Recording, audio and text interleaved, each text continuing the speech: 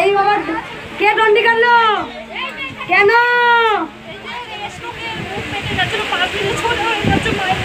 ফোনটা বন্ধ করতে কেন? দাও তো ফোনটা একবার। ওরে বাপরে, শোনো শোনো, তোমাদের কি ধৈর্য নেই? এ ফটো সে ফটো তে ফটো সঙ্গে সঙ্গে কি পাবে নাকি? ধৈর্য নেই? ধরো তো একবার। দেখো শোনো, ওর 5 দিনে প্রাণ আসলে মুখ বেঁকে গিয়েছিল।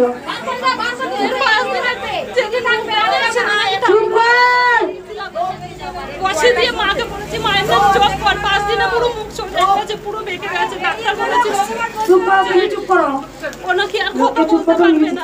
ডাক্তার বলেছিল ও আর কথা বলতে পারবে না, ওর স্মৃতিশক্তি হারিয়ে যাবে। কিন্তু সব ভালো হয়েছে যে এসছি পুজো দিতে। কবে এসেছিলেন? এর আগে এসেছিলাম, কালী পুজোর আগে এসেছিলাম। কোথা থেকে আসছো মা? কলকাতা দিয়ে এসেছি। ডাক্তাররা বলেছিল কোনোদিনই কথা হবে না, মুখটা পুরো বেঁকে গিয়েছিল। যেখানে 5 দিন, এখানে আসার পর 5 দিনে টিস্যু ঠেকাতে মুখটা পুরো সোজা হয়ে গেছে। মামা দাদা বৌদিও পুজো পাঠিয়েছে আমাকে। সবাই পুজো পাঠিয়েছে, 5 জনা মিলে পুজো পাঠিয়েছে। কোথা থেকে আসছো মা? সব কলকাতা থেকে মা। কলকাতা থেকে আসছো মা?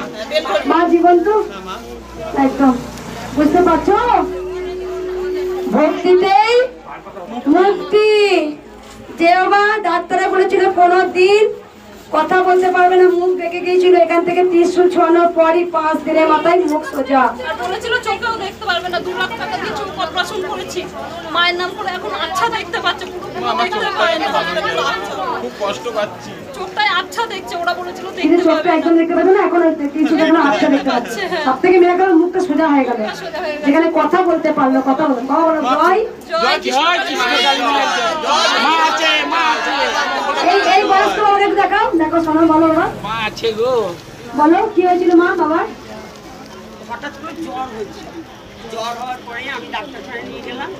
অনেক রকম ফটো তুললো, অনেক কিছু চিকিৎসা করলো, স্ক্যান করলো মাথা, তারপরে এমআরআই করলো। করার পর দিয়ে পরে সেই ওষুধকে একবারে ন্যাংরা করে দিল। মানে ওরা উঠে দাঁড়াবার ক্ষমতা নেই, বিছানায় পায়খানা বাথরুম সব হতে লাগে। পরের আবার পরের মাসে নিয়ে গেলাম, বলছে এই রোগ সারবে না, ও যতদিন বাঁচবে এরকমই থাকবে।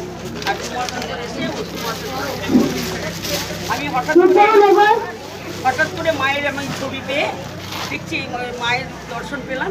দিয়ে আমি মায়ের নাম জপ করতে দিলাম, আর 2টো করে জবা ফুল খাওয়াতে লাগলাম। ওইটা খেয়ে ও বিছানা ছিল খেয়ে বসলো, নিজের হাতে ভাত খেতে পারলো। তারপরে এখন একটু একটু হাঁটতে পারছে। বাবা বয়স কত? 72। ওরে বাবারে, দাঁড়িয়ে বলবো কি বলছে বুড়ো বাবা? কি বলছে? চলো চলো। কথা বলো না বাবা কি বলছে? বলছে কিংবদন্তি মায়ের কাছে। মার কাছে যাবো, আমি মার কাছে যাবো। আমাকে একবার আশীর্বাদ করো তুমি। জয় কৃষ্ণ কালী মায়ের জয়। বাবা আপনি আমাকে আশীর্বাদ করবেন, কারণ আপনার আশীর্বাদ আমার দরকার আছে।